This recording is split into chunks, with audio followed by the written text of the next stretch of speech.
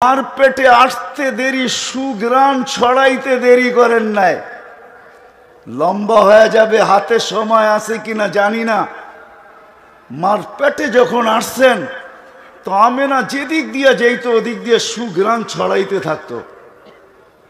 আর আমেনা বিধবা ছিল, বিধবা সুঘ্রাণ লাগানো ওই সমাজও নিষেধ ছিল।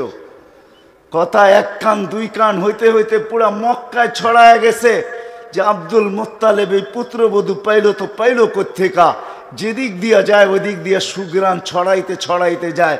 সে তো বিধবা, আবার এই সুঘ্রাণ আমাদের কোনো মক্কার দোকানের না। এই সুঘ্রাণ সে আনে তো আনে কোত্থেকা, আমাদের মক্কার কোনো সুঘ্রাণের সাথে এই সুঘ্রাণের কোনো মিল নাই। কথা যখন আব্দুল মুত্তালিবের কানে চলে আসছে, আব্দুল মুত্তালিব স্ত্রীকে জিজ্ঞাসা করছে, তোর পুত্রবধূকে জিজ্ঞাসা কর এই সুঘ্রাণ পায় তো পায় কোত্থেকা, আমার তো নাক কান কাটা গেল মক্কার ভিতরে। তো স্ত্রী বলতেছিল, শুনো আমিও ভাবছিলাম তোমাকে বলবো, কিন্তু আমিও জিজ্ঞাসা করার সাহস পাই নাই। এক তো স্বামী হারা বিধবা, পেটে বাচ্চা, বড় দুঃখী, এই জন্য জিজ্ঞাসা করি নাই। এ যখন গোসলখানার থেকে বাহির হয় আর আমি যখন যাই, মনে হয় যেন আমি সুঘ্রাণের ড্রামের ভিতরে ঢুকলাম। তো দুইজনে ডাইকা জিজ্ঞাসা করতেছে, বেটি এই সুঘ্রাণ পাইলি তো পাইলি কোত্থেকা? তো আমেনা বড় চালাক ছিল, সামনে থুতু ফেলতে দেরি, সুঘ্রাণের তুফান উঠতে দেরি হয় না। তো বলতেছে, আব্বা আম্মা সুঘ্রাণ শুধু শরীরে না, সুঘ্রাণ তো থুতুতেও। বলছে এটা আমার না, এটা পেটের, পেটেরটার বরকত। আম্মা জিজ্ঞাসা করছো নাহলে বলার ছিলাম না। পেটে যেদিন আসতে দেরি, ঘরের দেওয়ালগুলো আমাকে সালাম দিতে দেরি করে নাই। আমার ঘরের বালুর কণাগুলো আমাকে সালাম করতে দেরি করে নাই। মা রাত্রে বাহিরে বাহির হইতে দেরি, তারাগুলা ছুটে আইসা আমাকে সালাম দেয়, চাঁদ ছুটে আইসা সালাম দেয়। দিনের বেলা রৌদ্র বাহির হইতে দেরি, মেঘ ছুটে আইসা ছায়া করতে দেরি করে না। উত্তপ্ত বালুতে পা দিতে দেরি, ঠান্ডা হইতে দেরি হয় না। উত্তপ্ত পাথরে পা দিতে দেরি, ঠান্ডা হইতে দেরি হয় না। যেদিক দিয়া যাই ওদিক দিয়া তরুলতা আমাকে সালাম দিতে দেরি করে না। মা এখানেই শেষ না, পেটে আসতে দেরি, জান্নাত থেকে 3 মহিলা এসে আমাকে মালা পড়াইতে দেরি করেন নাই। বলছে ওই 3 মহিলাকে বলে ইমরাতু ফিরাউন আসিয়া, উম্মা ঈসা মারিয়াম, উখতা মুসা কুলসুম। এই 3 মহিলা এসে আমাকে মালা পড়াইছে আর বলছে, আমেনা সালাম, আমাদের বাদশা তোর পেটে চলে আসছে। কেন এই 3 জনই আল্লাহ রসুলের জান্নাতের স্ত্রী হবেন। বলছে এইখানেই শেষ না মা, এইখানেই শেষ না। কুয়ার পাশে গেলে আমি আজ পর্যন্ত যেদিন থেকে পেটে আসছে ওই দিন থেকে আমি রশি দিয়া পানি উঠাই না। কুয়ার পাশে যাইতে দেরি, পানিগুলা কলকলায় উপরে আসতে দেরি করে না। প্রথম আমাকে সালাম দেয়, তারপরে বলে, আমেনা দুজাহানের বাদশাকে নিয়ে চলে আসছিস কেন? হুকুম দিলে তো বাড়িতে যেয়ে ভরে দিয়ে আসতাম। বলছে আমি কুয়ার পাশে যাইতে দেরি, মক্কার মেয়েগুলা ছুটে আসতে দেরি করে না। আমার হাতে পায়ে ধরে, আমেনা দাঁড়ায়া থাক, তুই চলে গেলে পানি নিচে চলে যাবে, আমাদেরকে রশি দিয়া উঠাইতে হবে, তুই দাঁড়ায়া থাক বোন, আমরা বর্তন ভৈরা নেই, তোরটা ভৈরেও দিব, বাড়িতে নিয়েও দিব। বলছে মা এইখানে শেষ না, ডেলি হাজারো কাহিনী আমার সাথে হইতে থাকে। বলছে মা এটা পেটেরটার বদৌলত, আমার কিচ্ছু না এখানে, বাকি সত্য এটাই। আর যখন দুনিয়াতে পা রাখছেন ওটা তো আরো আজীব। দুনিয়াতে যখন পা রাখছেন, পা রাখছেন, হায় হায় হায় হায় হায়, পা রাখছেন। আব্দুর রহমান ইবনে আউফ রাদিয়াল্লাহু তাআলা আনহুর আম্মা বলতেছিলেন, যখন দুনিয়াতে আসতেছিলেন, কান্নাল মিসকা ইয়াফুর, সমগ্র জগৎটা সুঘ্রাণে মোহিত হইতেছিল। বাচ্চা দুর্গন্ধ ছড়াইতে ছড়াইতে আসে, তো সুঘ্রাণ ছড়াইতে ছড়াইতে আসতেছিল। গায়ে কোনো ময়লা ছিল না, মখতুনান, মার পেটের ভিতরে কে জানি মুসলমানি করায়া দিছেন, মক্তু আসুররা, মার পেটের ভিতরে নাবি কে জানি কেটা দিছেন। চাদরে রাখতে দেরি, ডান দিক হইয়া সেজদায় যেতে দেরি করেন নাই। আম্মা জান বলেন, কুলতা মা কুলতা, তুই সেজদার ভিতরে কি বলছিস বেটা, আমি বলতে পারবো না, তুমি জানি কি বলছো।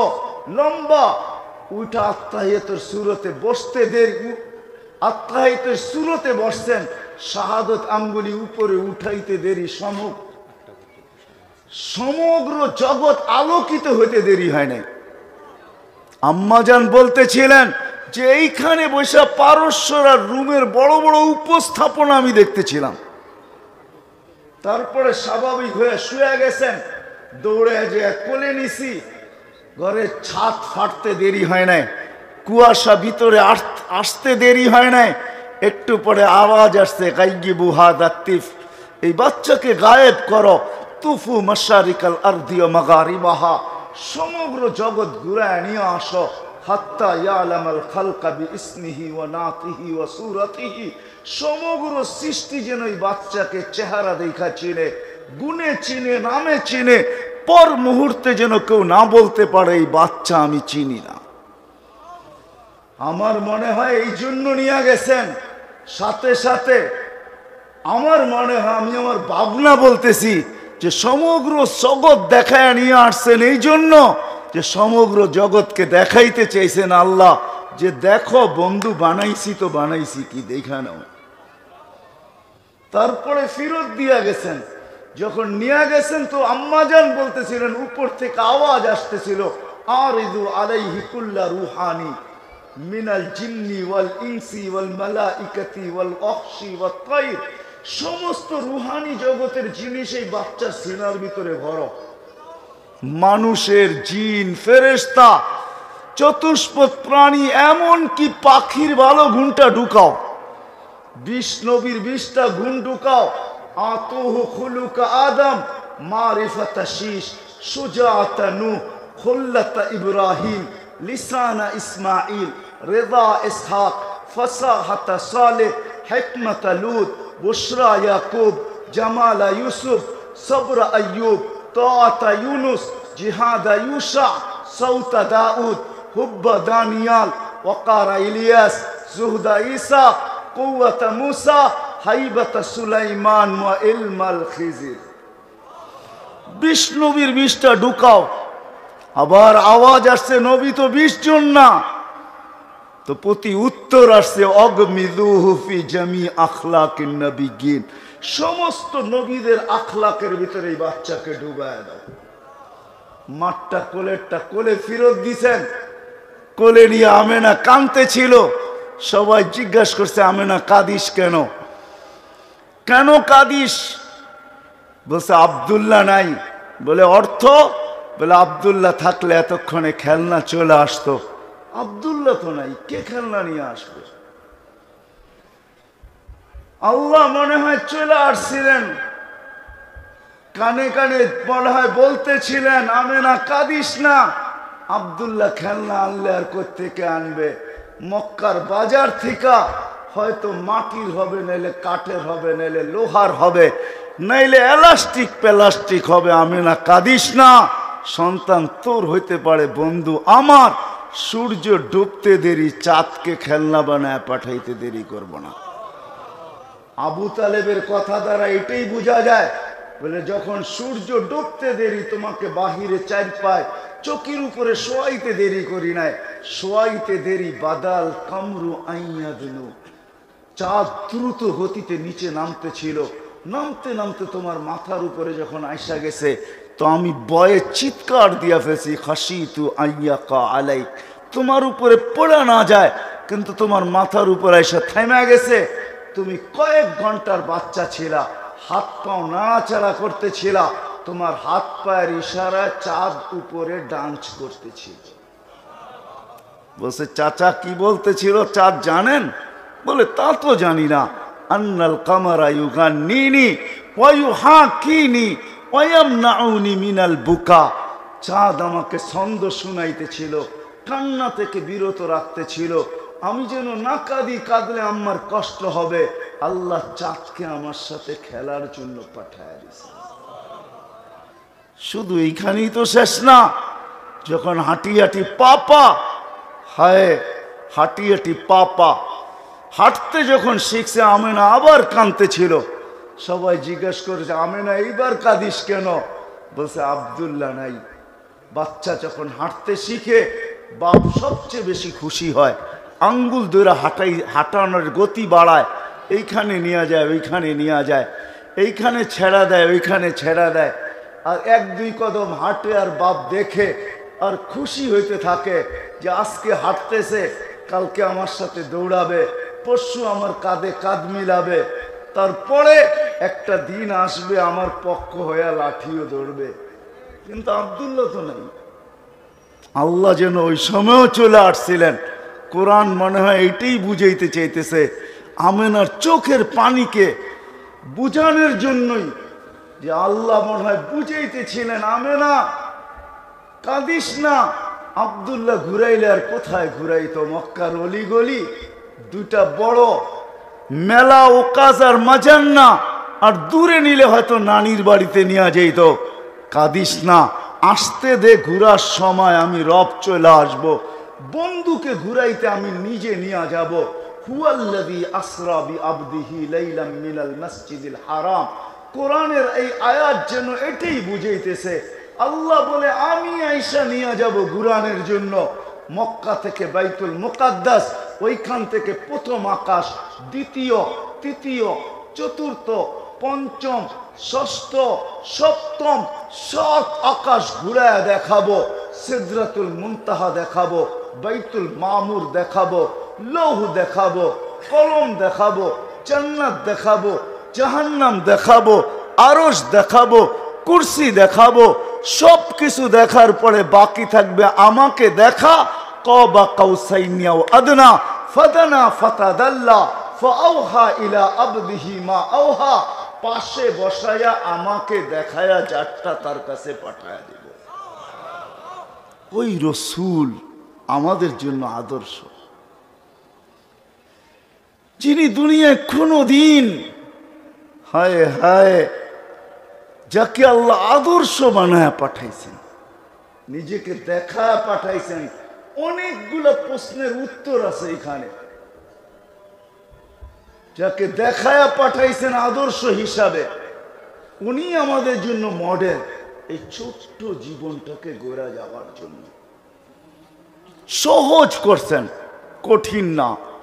আল্লাহ বাধ্য করতে পারতেন আমাদেরকে যে না আমাকেই মানতে হবে, কাউকে না। কিন্তু আল্লাহ মনে হয় যেন প্রশ্নকে মেনা নিয়া বলতেছেন আতিউর রাসূল, আমার বন্ধুর গোলাম হয়ে যাও। নাইলে কোনোদিন এই কথা বলতো না ফেনীর মানুষ। ইমামের পিছে পড়ি আর একাই পড়ি, প্রত্যেক রাকাতেই পড়তে হয় ইহদিনাস সিরাতাল মুস্তাকিম। আয় আল্লাহ, সিরাতে মুস্তাকিম হেদায়েত দিয়া দেন। ইহদিনাস সিরাতাল মুস্তাকিম, হেদায়েত প্রত্যেক রাকাতে চাইতে হয়। কিন্তু আল্লাহ সহজ করছেন, জানায়া দিয়েছেন হেদায়েত আছে তো আছে কোথায়, পাবে তো পাবে কার দুয়ারে। নাইলে কোরআনের এই আয়াত কোনোদিন আসতো না। ওয়া ইন তুতিউহু তাহতাদু, আমার বন্ধুর গোলাম হয়ে তো দেখো, হেদায়েতের মালা আমি আল্লাহ নিজে তোমার গলায় পরায় দেব। এই আয়াত কোনোদিন কোরআনে আসতো না। বিদায় আমি শেষ জায়গায় চলে আসছি। লম্বা করার সুযোগ আমার হাতে নাই। দুনিয়ায় মানুষ হাজারো জিনিস দেখেন, আল্লাহ হাজারো জিনিস দেখেন না। আল্লাহ দেখেন এই ছোট্ট জীবনটা গড়লকে। যে গড়বে সেই আল্লাহর কাছে পরিচয় পরিচিতি পাবে। এটার হাজারো জিনিস রাখা আছে দুনিয়াতে। 6 বার আমি রাবেয়ার বাড়ি দেখছি, 6 বার। এখনো রাবেয়ার বাড়িটা রাখা আছে। বেলাল রাদিয়াল্লাহু তাআলা আনহুর বাড়ি যেরকম ঐতিহ্য হিসাবে রাখা আছে, রাবেয়ার বাড়িও এখনো ইথিওপিয়ায় রাখা আছে। রাবেয়া বসরার মেয়ে না, রাবেয়া ইথিওপিয়ার মেয়ে। সে কৃতদাস হিসাবে বিক্রি হয়েছিল বসরাতে। ইরাকের বসরায় বিক্রি হয়েছিল। বেশি দূরে তো না, সমুদ্রের এই পার আর ওই পার, ওইখানেই তার জীবন কাটছে। যদিও সে বসরি নামে পরিচিত, বসরা হিসাবে পরিচিত, কবর যদিও তার বসরা, কিন্তু বাড়ি তার বসরা না। তার জন্মস্থান তো ইথিওপিয়াতে, এখনো ঘরটা রাখা আছে। ওইখানে গেলে চোখের পানি ধরে রাখা যায় না, ইচ্ছা ছাড়া কাঁদতে হয়।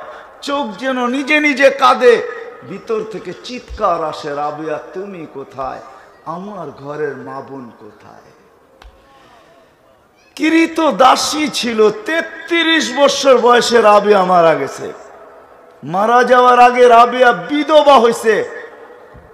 কাফনের সময় নতুন কাপড় পর্যন্ত জোটে নাই, পুরান কাপড়ে রাবেয়ার দাফন হয়েছে।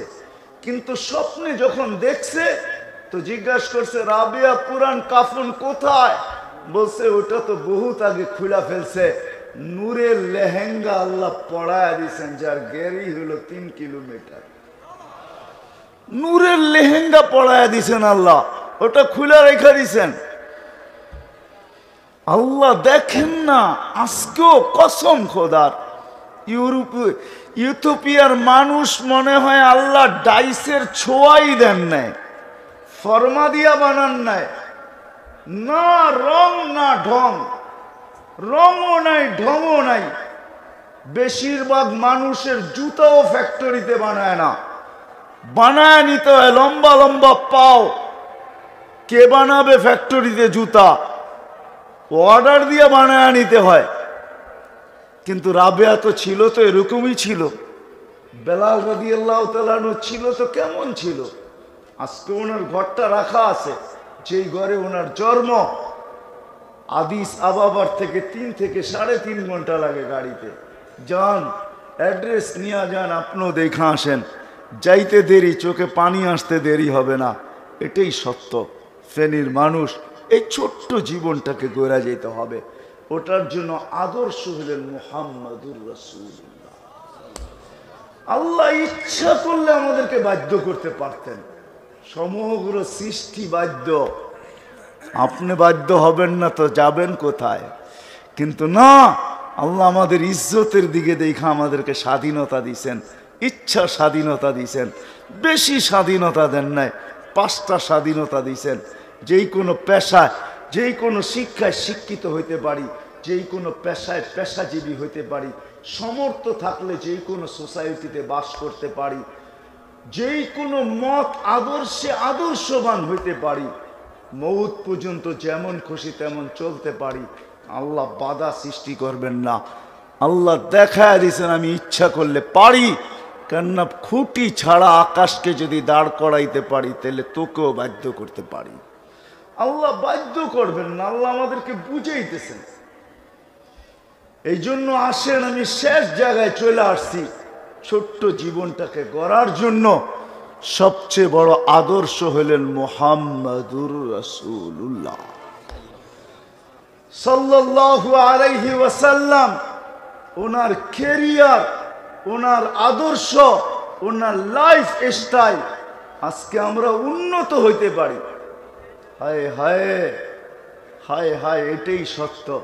আজকে আমরা উন্নত, কিন্তু আল্লাহর রসুলের লাইফ স্টাইল না থাকার কারণে কারো জীবনে সুখ নাই, কারো জীবনে শান্তি নাই, কারো জীবনে লাইফ নাই। জীবন আছে কিন্তু লাইফ যাকে বলে ওটা কারো জীবনে নাই।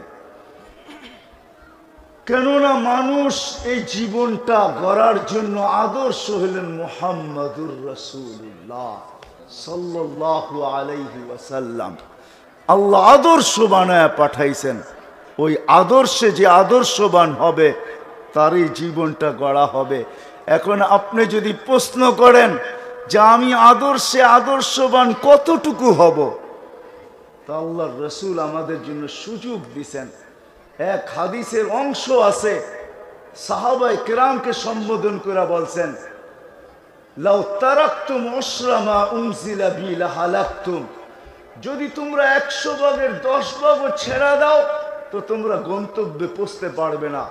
কিন্তু আমাদের জন্য আল্লাহ রসুল কনসিডার করছেন লাউ উমিলা উশরা মা উনসিলা বি লানাজা, একটা সময় আসবে 100 ভাগের 10 ভাগও যদি মানতে পারি, ওই আদর্শের উপরে নিজেকে যদি উঠাইতে পারি, 100 ভাগের 10 ভাগ, ওই রসুল যিনি আমাদের জন্য আজও চোখের পানি ঝরাইতেছেন, আজও কিয়ামতের দিনও যিনি চোখের পানি ঝরাবেন, যাবেন মাকামে মাহমুদে বটে, কিন্তু মাকামে মাহমুদে বসবেন না, চেয়ারে হাত রাখবেন, শুধু বসবেন না। আল্লাহ বলবে, বন্ধু বসেন না কেন? বলছে, আমি বসবো না। বলে কেন? বলে তাইলে 3 জায়গায় ছুটবে, তো ছুটবে কে? 3 জায়গায় আল্লাহ রসুল ছুটবে, হাউজে কাউসার, মিজানের ওইখানে, আর পলসেরাতের ওইখানে ছুটতে থাকবেন। হাউজে কাউসারে আসবেন, নিজের হাতে উম্মতকে পানি পান করাবেন। কেমন হবে ওই দৃশ্য? যেই দিন আবু বকর সিদ্দিক রাদিয়াল্লাহু তাআলা আনহু পেয়ালা ভরা দিবেন ওমর রাদিয়াল্লাহু তাআলা আনহু হাতে, আবু বকর সিদ্দিক রাদিয়াল্লাহু তাআলা আনহু কুয়ার পাড়ে থাকবেন, ভরা দিবেন পেয়ালা, উঠায়া দিবেন ওমর রাদিয়াল্লাহু তাআলা আনহুর হাতে, ওমর রাদিয়াল্লাহু তাআলা আনহু উঠায়া দিবেন আল্লাহর রাসূলের হাতে। আল্লাহর রাসূল উম্মতকে পান করাবে আর বলবে, লা তাজমান বা ইশরাব লা তাজমান বাদাহা আবাদা, পান কর, পিপাসা আর কোনোদিন তোর কাছে আসবে না। আবার ছুটবে মিজানের কাছে, যদি পাল্লা না ঝুঁকে সামনে, ওইখানে দাঁড়াই হাত তুলবে আর বলবে, আমা কুলতালি সাউফা ইউতিকা রাব্বুকা ফাতারদা, আমার উম্মতের পাল্লা তো সামনে ঝুঁকে না, আর আপনি তো ওয়াদা করছেন লা ইউখজিকা ফি উম্মতিক, উম্মতের ব্যাপারে আমাকে লজ্জিত করবেন না। ওইখানে দোয়া করায়, ওইখানে পাল্লাকে ঝুঁকায় দিবে। তারপরে ছুটবেন পুলসেরাতের ওইখানে, যদি ফাইসা যায় থাকে তো দুরুদের গাঠটিটাকে উঠাবে।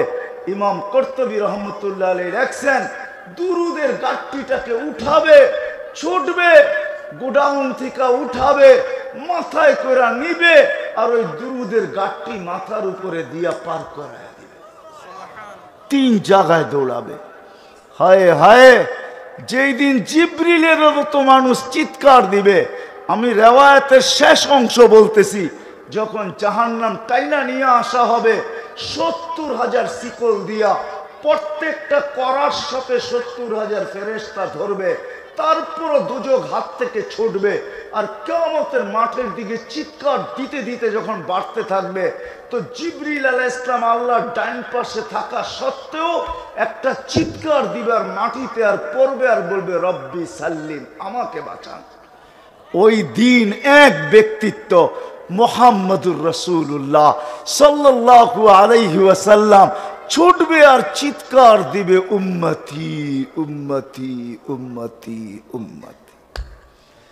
নিজের পরিবারের নাম পর্যন্ত নিবে না, হাসান হোসাইনের নামও নিবে না, যার সাথে এতটুকু ভালোবাসা। একদিনের কাহিনী না বললেই নয়। হাসান হোসেন এসে জিজ্ঞাসা করতেছে, নানা জান, আপনি উত্তম না আমরা উত্তম?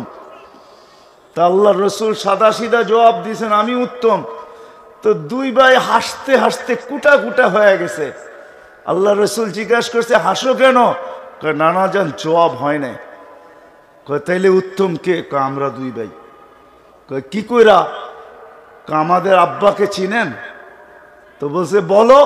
তা আব্বার পরিচয় দিয়া বলতেছে, আবু কালাইসা বিশাই, আপনার আব্বা তো আমাদের আব্বার সামনে কিছুই না।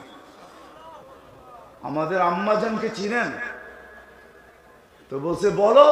তা আম্মাজানের পরিচয় দিয়া বলতেছে, উম্মু কালাইসা বিশাই, আপনার আম্মা তো আমাদের আম্মার সামনে কিছুই না। আমাদের নানাজানকে চিনেন? তো বলছে, বলো। তো নানার পরিচয় দিয়া বলতেছে, জাদ্দু কালাইসা বিশাই, আপনার নানা জানের তো মানুষ নামই জানে না। কি কয়জন বলতে পারবেন আল্লাহ রসুলের নানার নাম? পারবেন? কয়জন বলতে পারবেন এখানে? নামই জানে না। তা আল্লাহ রসুল 2 জনকে উঠায় চুমা দিয়া বলতেছেন, নানা জান, মাইনা নিলাম, তোমরা 2 জনই উত্তম। এরকম কলিজার টুকরা, তার নাম নিবে না, কিয়ামতের মাঠে দৌড়াবে তো উম্মতি উম্মতি বলে ছুটতে থাকবে। ওই রসুলের আদর্শ দিছেন এই ছোট্ট জীবনটাকে গড়ার জন্য। পার্সেন্টেজ কতটুকু? 10% যদি আজকে উম্মত নবীর কেরিয়ারের উপরে ওঠে, আদর্শের উপরে ওঠে, নবীর লাইফ স্টাইলের উপরে ওঠে, তাইলে কামিয়াব। এই জীবন গড়া হয়ে যাবে, আল্লাহর কাছে যাবে তো পরিচয় নিয়ে যাবে, পরিচিতি নিয়ে যাবে, ইজ্জত নিয়ে যাবে, সম্মান নিয়ে যাবে। হায় হায়, সালাম কওলাম মির রব্বির রহিমের অধিকারী হয়ে যাবে। আল্লাহ পর্যন্ত সালামের মালা পড়াবে, জীবন গড়া হয়ে যাবে। তাতানাজ্জালু আলাইহিমুল মালাইকা, বাস্তবায়িত হবে। ফেরেশতা চোখে নামতে দেখবে, সান্ত্বনা দিতে দেখবে। আল্লাহ তাখাফ ওয়ালা তাহজান, ফেরেশতা সান্ত্বনা দিবে, অভয় দিবে। এটাও বলবে দুনিয়াওয়ালারা সঙ্গ দিবে তো দিবে কবর পর্যন্ত। হায় করুণা ঈশা তো আরো দেখায় দিছেন আমাদেরকে চোখে আঙ্গুল দিয়া। ঢাকা শহরে আছে, হয়তো ফেনীতে পাওয়া যাবে না। 2020-এ মারা গেছেন, কোটি কোটি টাকার মালিক, কিন্তু সন্তানরা কবরস্থান চিনলে কবর চিনে না। আবার এমনও আছে না কবরস্থান চিনে না, কবর চিনে বাবা কোথায় দাফন হয়েছে। শুধু সংস্থাকে ফোন করে বলে দিছে আমরা আসবো না, বাবা করুণায় মারা গেছে, সৎ কাজটা আপনারা করে দিয়েন, আল্লাহ আপনাদেরকে উত্তম বদলা দিবে। হায় হায়, এখনো নেটে আছে একজন ইমাম, 3 জন মুক্তাদি, 4 জন মিলা জানাজার নামাজ পড়াইছে, 4 জনই কবরে নামায়া দিছে। ইচ্ছা করলে বাপ এত টাকা রেখা গেছেন, ইচ্ছা করলে ঢাকা শহরকে প্রোটেকশন দিয়ে জানাজায় শেরকত করাইতে পারে।